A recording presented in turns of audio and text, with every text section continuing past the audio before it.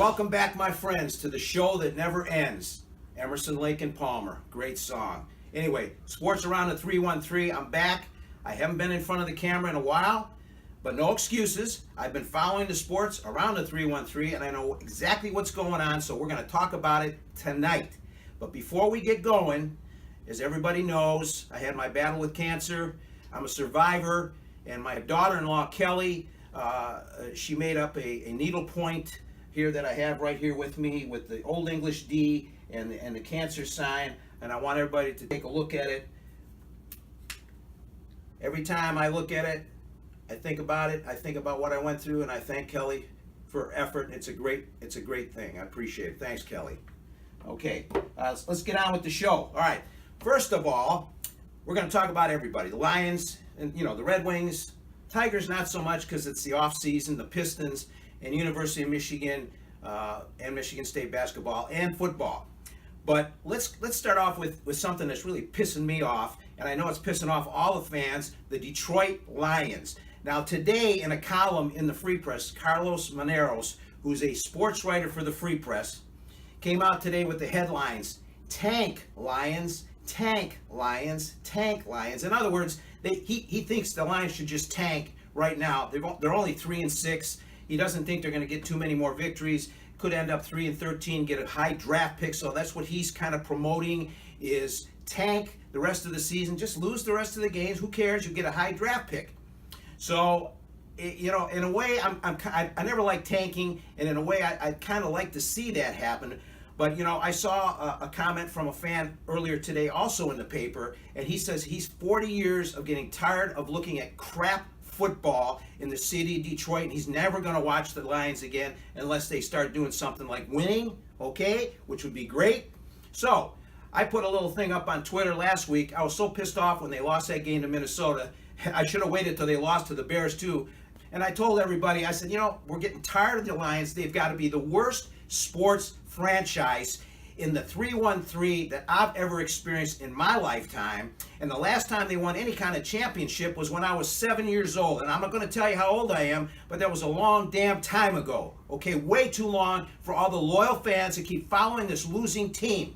And my thing is, the Ford family and Martha Ford, please sell the freaking team to somebody that wants to put something into it and turn this damn wagon around. I'm telling you, Dan Gilbert, big developer, money man, a local guy from the Michigan area. He owns the Cleveland Cavaliers. There was rumors out there that he might want to buy the Tigers. Fuck the Tigers. Buy the damn Lions, Dan. Let's get the show on the road. I'm sick and tired of losing every stinking Sunday.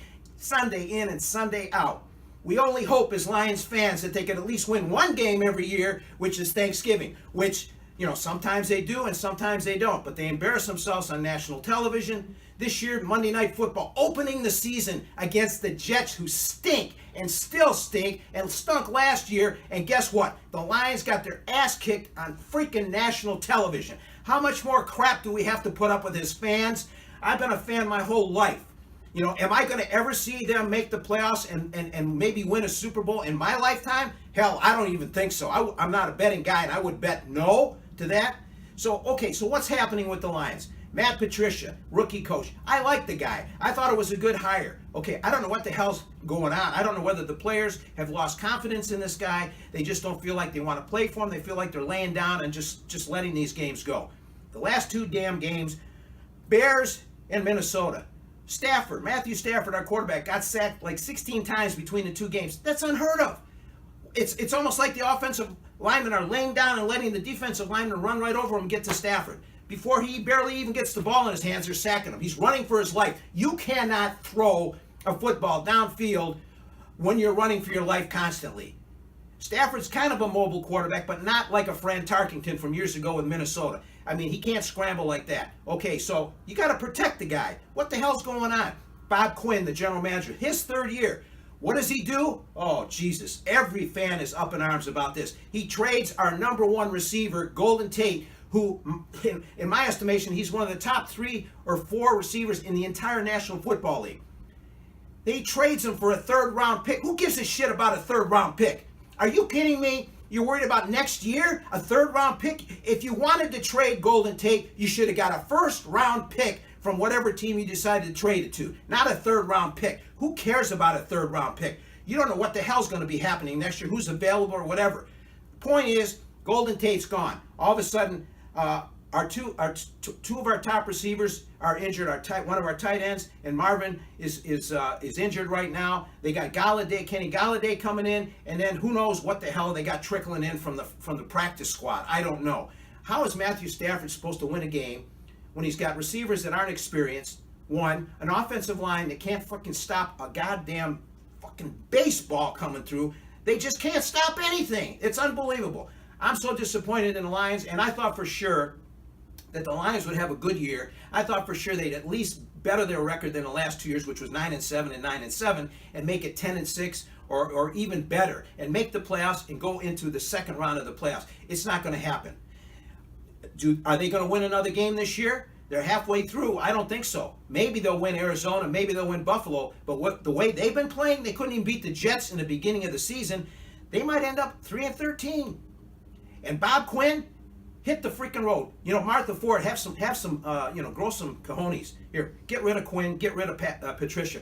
Bring in some other people. I mean, this is ridiculous. I'm sorry to say it. I thought this crew, this coach, and this general manager were going to do it. I don't know what the hell they're doing, and they're pissing off all the fans. People aren't even going to the games anymore. It's sad. Okay, enough with the Lions. Get their shit together, either ownership or management or whatever. Figure out what the hell's going on. All right. Let's talk about the Tigers briefly, because it's the off season. Tigers, ended up where they ended up. Everybody knows that. I mean, I like the young cast that they have. The young players are really doing well. But, this rebuilding program, okay, it seems like it's going to take forever. Let's just hope that when they come back this year that they start spending a little money and trying to, at least get some wins in there for the fans to go down and pay big bucks for a ticket and even bigger bucks for a goddamn glass of beer. Help the fans out. Get some players in there that can play and win some freaking games. All the ex-Tigers that are out there are in the playoffs. Verlander, David Price, 4 of the ex-Tigers were on the Boston Red Sox team that just won the World Series. So I guess that would be Detroit Tigers East Coast maybe, huh? Because they had half the damn team, 4 of the players that are on that team from the Tigers, they would never have gone to the World Series without those players. And Dave Dombrowski, who's the general manager now of the Boston Red Sox, who used to be our general manager, started cleaning house and getting rid of everybody. And then he hired all the ex-Tigers and put them on Boston. And they won the World Series. Great, huh? Life sucks, I'm telling you. It's never the way it should be. At any rate, Tigers, hopefully they'll be back, and we'll see what happens there. All right, let's talk about the Pistons and the Red Wings, because both teams, both sports started about the same time, October, November. Let's talk about the Red Wings first. Everybody knows over the last couple of years, I've been harping on the coach for the Red Wings. Too inexperienced. They're not listening to him. Well, the Red Wings season started off this year. They lost 7 in a row. I think they were 1-7 and 2 ties. And they were like, oh my God, why are they keeping this coach? All these young players. Okay, all of a sudden they started winning. They won 7 out of 8. They lost last night at Ottawa, but it was a 2-1 game. But it looks like they're starting to gel a little bit, but then they got a tough schedule coming up, so they could end up losing 7 more in a row. I said, let's keep this coach this year and see what happens. If they don't make the playoffs again and they're not listening to this guy, then they need to make a change for the Red Wings coach. And by the way, last night's game was hilarious because they were up in Ottawa playing. They lost 2-1, but when the referee called for a penalty on one of the Red Wing players, he called penalty on number 9. And the Red Wing bench and the coach are all looking at each other. I'm thinking, number 9? Did Gordie Howe come back to life? Are you kidding? You called a penalty on Gordie Howe? So the ref skates over and goes, yeah, penalty on number 9. And the coach is like, that's Gordie Howe, man. He's like, oh, I meant 39. Oh, okay, well, that makes sense, okay? Everybody got a big laugh out of it. I thought it was funny. Everybody thought maybe Gordie Howe's in the house. Hey, he would have helped. He could help the Red Wings right now. Jeez. At any rate, so who knows what's going to happen. I love the young talent of the Red Wings, as I do the Tigers. I think they got a lot of potential, and hopefully, they're gonna at least sneak into the playoffs this year. I hope, even if it's just the last spot. You never know what can happen. All right, let's move on to the Pistons. The Pistons have a new coach. Okay, everybody knows he used to be the coach of the Toronto basketball team, and they fired him. I told you the story last year. They fired him right before he was named Coach of the Year. for Cleveland beating him for like the second or third year in a row, and 4 straight Cleveland Cavaliers and LeBron James. So they fired him, and then Cleveland is now without LeBron James because he left and went to the Lakers. So now the Cleveland Cavaliers have the worst record in basketball.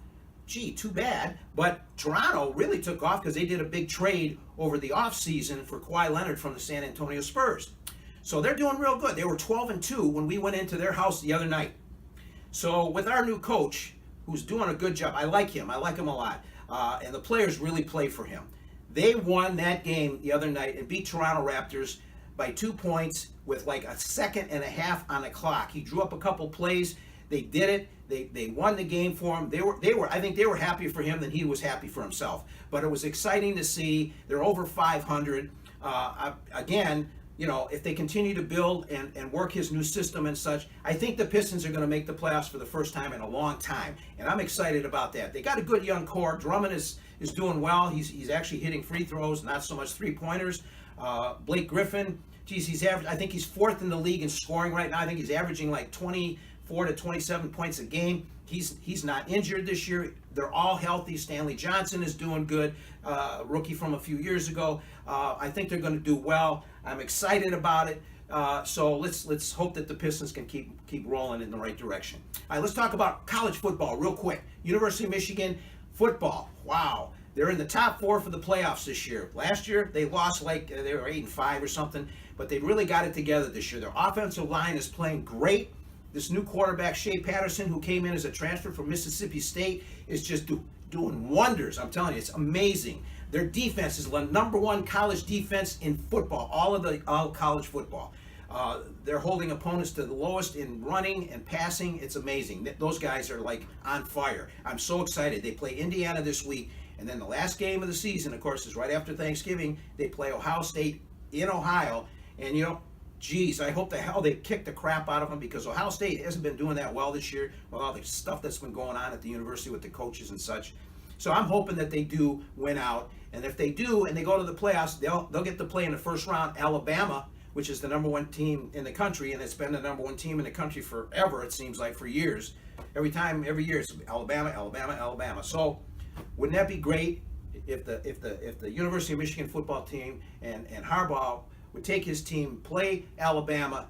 Who knows what can happen there? It's pretty exciting. And of course, U of M basketball. John Beilein, the coach, has got that young team. They lost a lot of players last year to the NBA. They were in the finals last year against Villanova, and they lost like by 14 points. Well, they had a rematch now already with Villanova in their own stadium in Pennsylvania, and everybody was picking Villanova to beat Michigan again. Well, guess what? Michigan kicked the crap out of them. Beat them like by, 20 points. They just ran all over Villanova. Didn't put up with Villanova's tactics of trying to, get in their face and so on and so forth. So Michigan basketball is looking real good. I'm excited about that. They're ranked 17, but they beat a #8 team, so they're going to jump up in the standings. Let's move to Michigan State. Tom Izzo's got the basketball team going pretty good. Of course, they had to play Kansas in the first game in a tournament.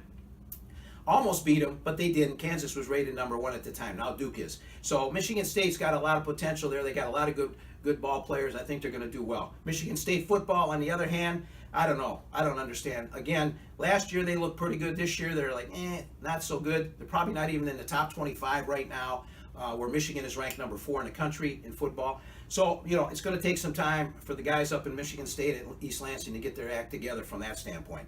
But listen, I think I've talked enough. Briefly, again, I just want to make a quick reminder to all my followers out there, women, and particularly men, with breast cancer. As you know, I'm a survivor, and I want, again, to reiterate to people out there, if you see something that doesn't look right on your body, you get to the damn doctor as soon as you can. Don't wait, because it's all about, early detection. And one quick thing, I'm not going to mention names. There was a gal, 47 years old, a mother of 4 daughters, and a husband in Farmington Hills, Michigan. She just passed away from breast cancer. She had a clean bill of health on a mammogram 3 years ago, and then a year later she got cancer. 2015, I believe. She just passed away. My heart goes out to her and her family. Really sad. But again, she didn't have anything show up on a mammogram, and then a year later she had breast cancer, and it was so bad it just spread through her body so quickly. I'm really sad, and I feel fortunate that I'm here and able to talk about it. and I hope that that her family is able to pull together and survive and move forward. So with that said, I think we've covered pretty much everything we can. Thanksgiving is coming up next week, so I want to wish everybody a happy Turkey Day, and then we'll do our holiday special next month. So good luck to all you guys. Now get the hell out of here.